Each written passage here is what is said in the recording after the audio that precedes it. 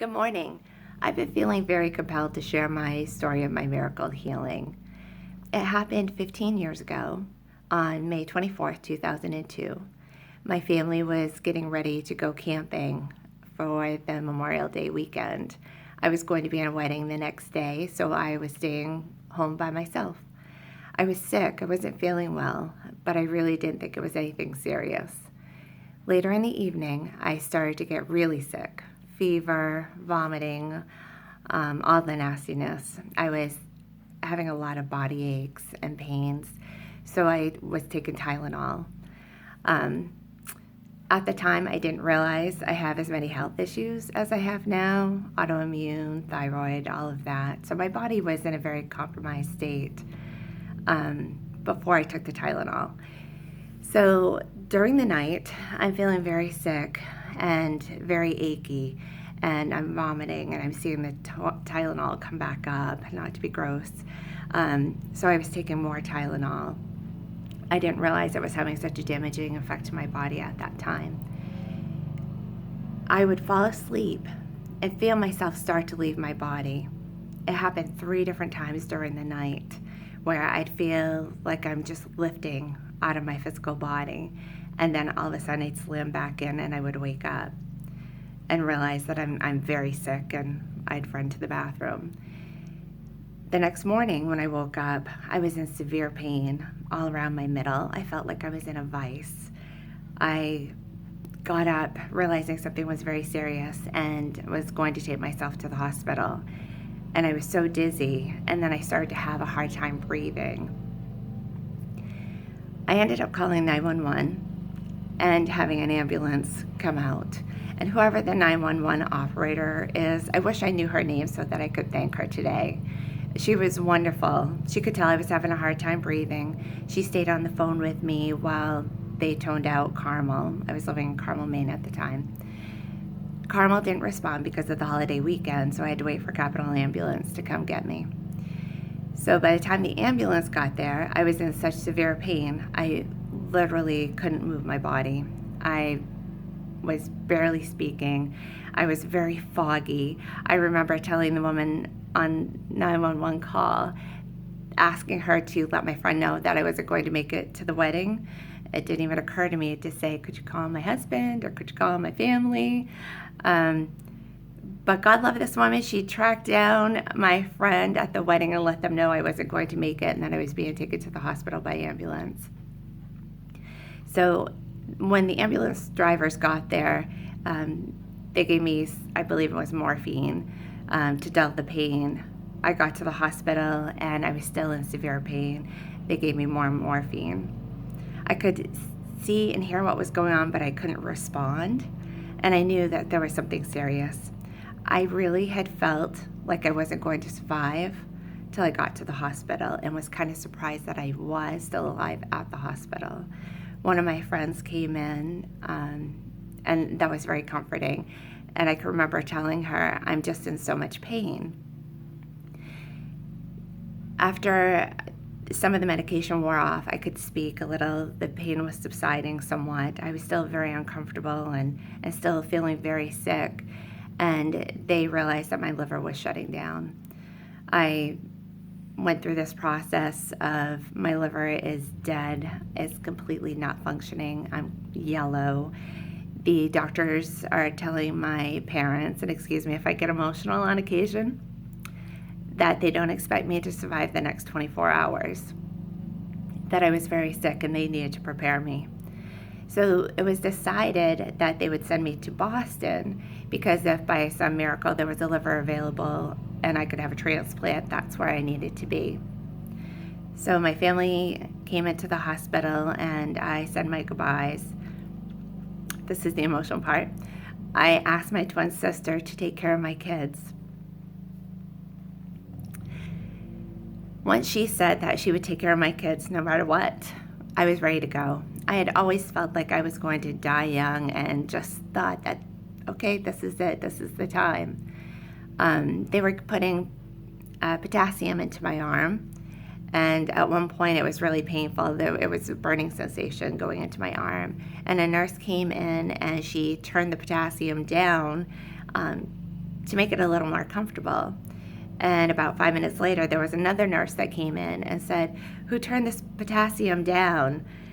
And I explained that the other nurse did because it was very painful. And she looked at me and she said, "Melissa, if you don't get potassium in your body right away, you are not going to survive the trip to Boston." So they turned the potassium back up. So they took me in an ambulance to Mass General. So on the 4-hour ride down to Mass General, I'm in pain. I'm very uncomfortable. But the thoughts that were going through my head were, I hope my family's going to be okay. Sorry, emotional. Do they know how much I love them? Are my daughters going to be okay? Feeling like they were, and then it was just going to be a process, made it easier.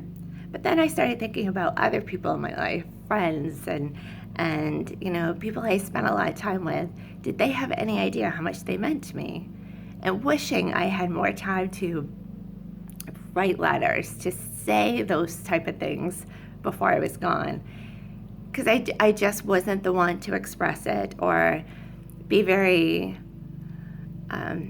extroverted emotionally, like hugging, kissing, expressing my feelings.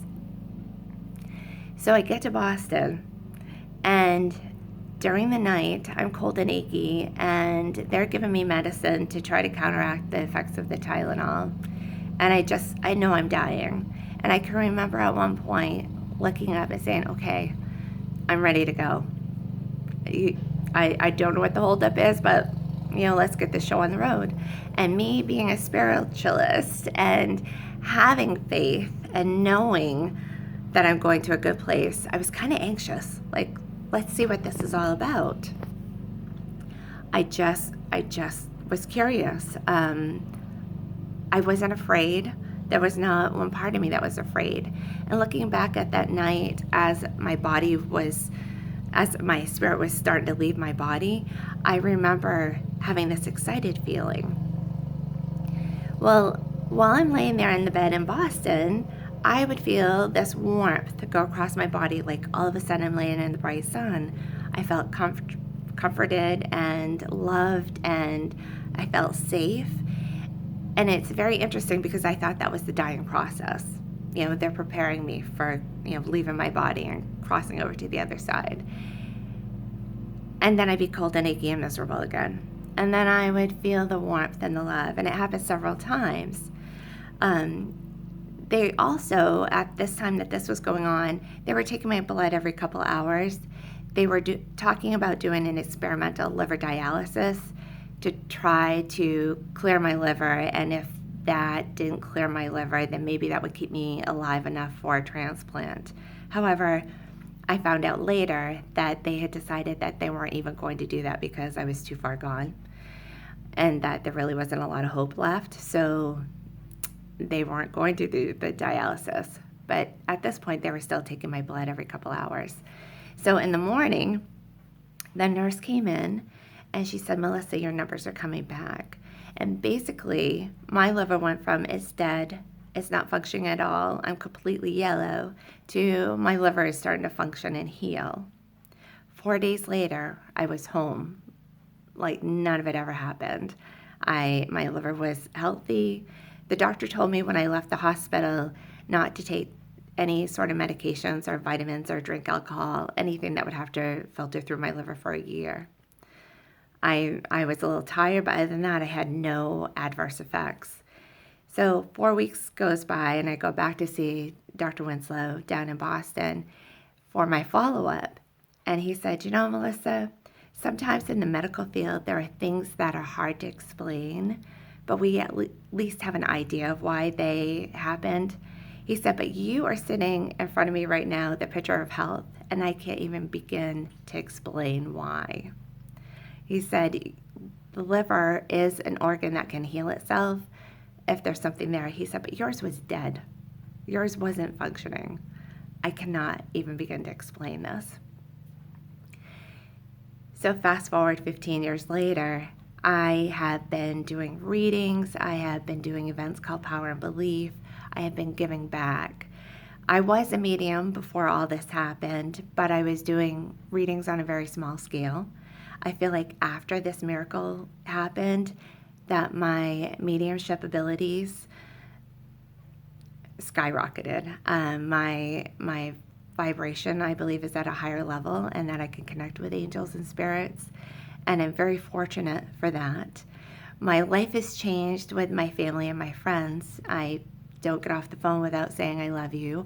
I don't leave my friends or family without hugging them and kissing them. If I were to die today, I have no regrets over the last 15 years. And I really hope people will see this and realize that you just never know when it's your time. I was given a second chance, and I truly believe that's because my true intent with my readings is to help people. And I believe they kept me on this earth plane to do that, to share my stories. And since then, I have had several angel experiences where I should have died or could have died, and it didn't happen. So I'm going to be doing more of these videos coming up, and I hope you do follow. And if you do ever have any questions or want to contact me, you can contact me on Facebook, Melissa Gabriel. My business name is Angel Connection. And I also have a website, angelconnectionmaine.com. Thank you for listening.